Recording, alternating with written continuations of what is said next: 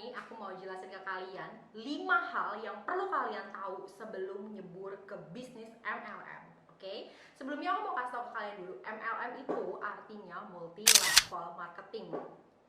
Bisnis yang di dalamnya ada proses jual beli tetapi melibatkan berbagai pihak sehingga menghitung komisinya itu dari upline and downline gitu. Nah, aku nggak mau ngejelasin yang jelimet-jelimet, tapi lebih ke fokusnya supaya kalian yang mau MLM-an ngerti nih sebenarnya apa sih yang harus gue tahu sebelum gue nyebur ke MLM. Oke, kita mulai beritanya. Pertama, perusahaannya harus ada. Sering banget bisnis MLM ini berkedok money game sehingga bilangnya ada bisnis, ada perusahaannya, tapi ternyata nggak ada. Kamu bisa cek lewat APLI atau Asosiasi Penjual Langsung Indonesia, dan kamu bisa tracking, misalnya di Google ada, di sosmednya ada, berarti perusahaan itu ada. Paham ya sampai sini? Jadi kamu harus pastiin dulu kalau perusahaannya ada. Nah, yang kedua itu terdaftar di APLI atau Asosiasi Penjualan Langsung Indonesia. Jadi MLM itu terdaftar resmi dan sudah diakui di Indonesia, tetapi ada lembaga yang mengaturnya supaya kesannya komisi antara upline dan downline itu jelas, adil. Nah, kamu bisa cek ada nggak sih perusahaan itu di APLI? Kalau ada, silakan masuk. Tapi kalau enggak, kamu wajib cari tahu sampai detail. Yang ketiga, produknya ada. Oke, tadi perusahaannya ada, tapi sekarang produknya ada. Jadi MLM itu penjualan. Jadi ada produk dong, harus ada yang dijual dan ada yang dibeli. Jangan sampai kamu nganggap bukan arisan.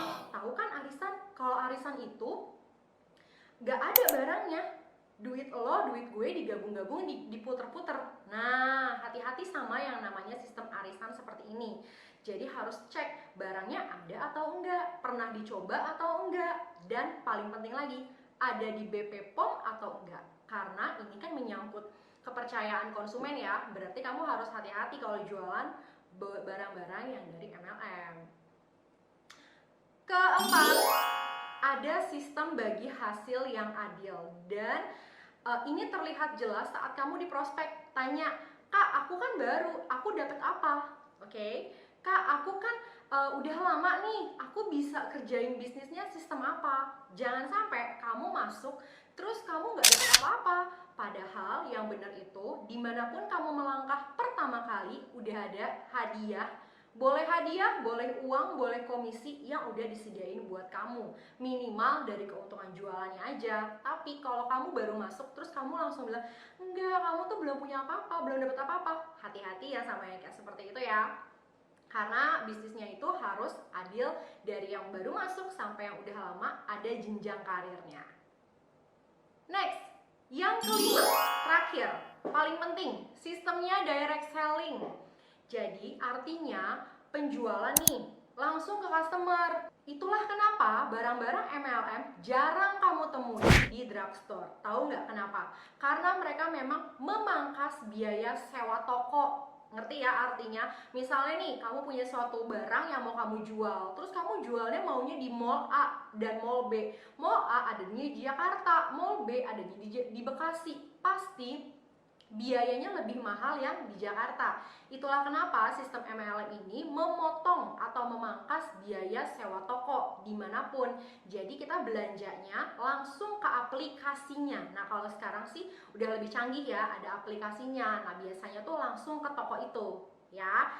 Itulah kenapa harus benar-benar dipahami dulu kalau ini direct selling dan bukan sistem nyetok barang. Sekian dari aku, semoga ini bisa membuka wawasan kalian yang pengen tahu apa sih MLM, kenapa nih di pandemik MLM bener-bener kayaknya happening banget gitu.